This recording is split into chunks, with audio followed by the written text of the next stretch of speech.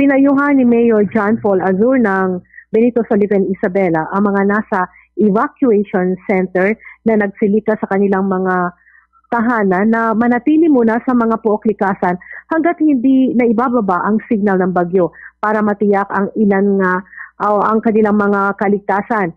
As of 4 p.m. nga ngayong araw o kanina, hindi na passable ang overflow bridge sa Yeban Sur connecting Malunu Sur at sa panayam nga kay Punong Bayan Azur. Lahat umano ng mga daan ay passable, subalit hindi ang overflow bridge nga sa nasabing lugar. Nakabuti naman ang daan sa may barangay Milanga, San Mariano, kung saan nga ay nakakapasok sila at kanina nga ay naiwi nila yung isang pasyente nila na sakay ng kanilang patient transport vehicle.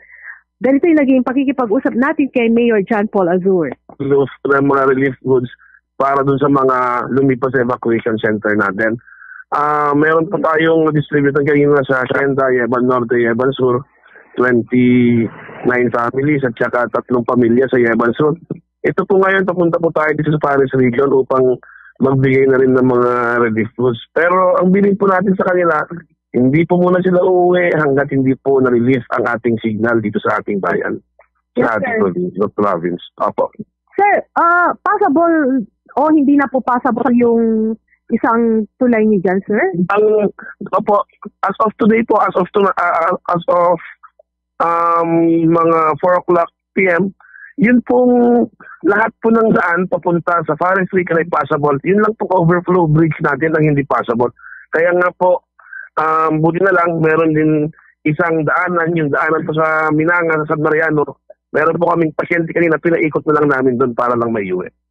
Sir, si Mayor John Paul Azur ng Benito Soliven Isabela, patuloy na minomonitor naman ng MDRRMO Soliven ang isang lugar sa may Sitio Barique, Yeban Norte, kung saan nga ay nagkaroon noon ng malawakang pagguho ng lupa at nagsilayas na rin o nagsilikas na rin yung mga nakatira doon at pinatira sila ng LGU sa isang ligtas na lugar. Ayon kay Ma'am Gretchen Sarmiento na siyang MSWDO officer, ay sa ngayon, as of the moment, wala namang nakikitang pagguho o paggalaw ng lupa sa naturang lugar kung saan nga ay lagi nilang minomonitor yung lugar na nandoon sa may Sitio Barique, lalo na pag ganitong panahon nga ng bagyo o tag-ulan. At napag-alaman din natin, nakausap naman natin sa bayan ng San Mariano na maraming puno ng saging ang nabuwal dahil sa lakas ng hangin dulot nga ng bagyo. Passable lahat ng daan, subalit hindi pa pwedeng tawirin ang mga ilog sa pamamagitan nga ng mga ferries. Ganito yung pakikipag-usap natin kay Jerome Bumanglad, MDRRMO officer, at nakausap nga rin natin kanina si Derek Mateo na siyang first responder at rescuer ng MDRRMO na patuloy na minomonitor ang water level sa ilog sa may barangay Minanga na sa ngayon ay nasa orange level. Ito po yung overflow bridge Manu Norte po.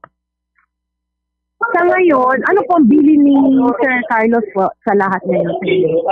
Bali sa amin po ma'am ngayon na intact po kami, then mayroon po tayong coordination sa lahat ng mga punong barangays dito po sa San Mariano. So yan po yung instruction ng ating butihing NDRM officer. Tsaka nakikipag-ugnayan din po tayo, kasama po natin ngayon actually ang BFP, ang PNP at syempre ang MSWD at saka engineering.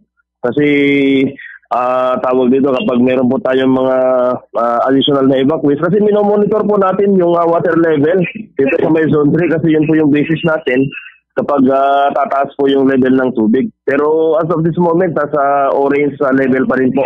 So wala pa naman pong may tatala na flooded na barangays po kapag magkaganon yung level. Sir, walang casualty sa ngayon? Wala naman po ma'am, wala naman pong casualty. Yun nga po, nabanggit ko kanina, meron po tayong mga natumban na mga puno ng saging, base po sa pagmamonitor po ng ating pong mga kasama sa iba't ibang mga barangay. Then, based din po sa mga pinupost po at saka ipinapasa sa atin ng mga punong barangay, yun nga po, may mga saging na natumba. At saka tumawag rin po tayo sa Iselvo kanina through kay Ma'am Rodalyn Cabaong na siya po yung parang head dyan sa San Mariano Station, yan sa Iselvo. Nakipag-ugnayan tayo kanina kasi meron yung ilang mga naitalang mga tanga ng kahoy, punong kahoy na tumambalang dun sa may mga electric lines, kaya tinanggal po nila. Actually galing sila sa Dragutan West Si Jerome Bumanglag, MDRRM officer ng San Mariano, Isabela. Sa ngayon ay may mga 51 families sa mga evacuation center ng San Mariano at 174 lahat ng mga individuals. At kasalukuyan pa na minomonitor din ang mga malalayong barangay ng San Mariano, Isabela. Fast sa radyo! Bombo!